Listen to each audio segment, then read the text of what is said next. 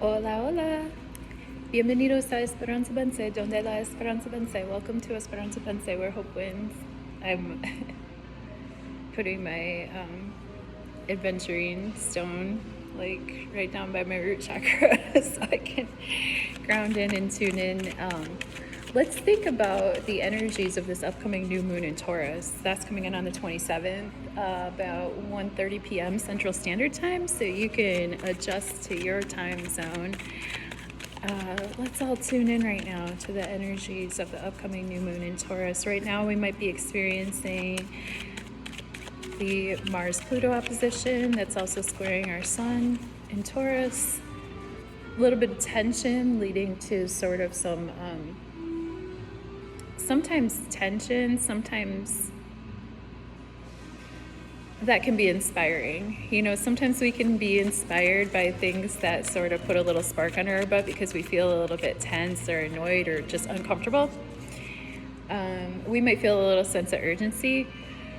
We might get some surprises that spur us along because remember, Uranus is still in Taurus now for a little bit here, a couple, 2-3 months. And yeah, we might also be experiencing the North Node Venus Saturn conjunction, which can bring a lot of maturity. Like we could be pulled towards like a maturation process in terms of like how do we show up for ourselves and care for ourselves so that we can be available for relationships with others, right?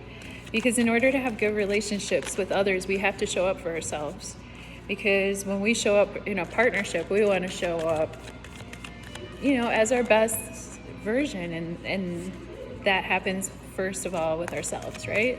So these can all be themes that we're working with right now with the new moon in Taurus, which is also Taurus as the zodiac sign that is ruled by Venus. So we're thinking about, you know, like I said, self-care. What are we eating? What are we putting in our bodies? Our physical selves. Like Taurus is an earth sign. Earth is like, how do we actually get along in 3D reality? It's not really that out there. It's definitely more of a here and now energy. How do we exist in the 3D? How do we take care of our bodies? How do we luxuriate? How do we relax? What do we enjoy? What's comforting to us? What brings us comfort here on earth so that we can do our jobs appropriately, you know, whatever job that is. All right, so we're tuning into that. We're going to pull a 10-card Celtic cross reading. If you want to get an in-person reading, come see me at Well House 1900 on Wednesdays. If you want a reading and you're not in the area, you can always get a virtual reading because people ask like, if I get a virtual reading, like, do I need to touch your tarot cards to get in the vibe? No, you do not. And no, you will not. I touch my tarot cards. You tune in to whatever it is that you tune into, you know, whatever makes you feel comfortable and grounded and open and sincere and calm. That's when it's a good time to tune in. You know, you don't want to tune in when you feel desperate. You don't want to tune in when you feel... I mean, a lot of times when people do want to tune in for a reading, they are in a state, in more of a heightened state, because by the time they get to the point where they would like some extra input from a source that is not themselves, or rather using tools that are like outside of their own selves, by the time people get to my desk, you know, okay, maybe they are in a situation where they're feeling a little bit more heightened, like emotionally, spiritually, or otherwise. I mean, people come across my desk for all kinds of reasons. Like, it doesn't have to be a dramatic big deal. But when we do tune in, when we tune into these videos, and when you get a personal session with me, whether it's virtual or whether it's one-on-one, like in person, the vibe is gonna be there as long as you are comfortable. I can do my work just about anywhere. Like I could do my work on the subway.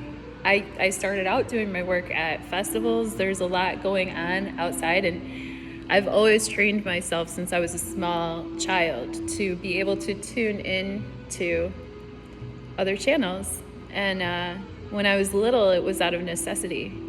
And now that I'm grown, it's by choice. And so I would love to tune in on your behalf, right? And interpret some of these tarot cards for you. If the tarot cards do love to talk. And if you'd like to have a conversation, then hit me up. The links are below. Here we go. Taurus New Moon.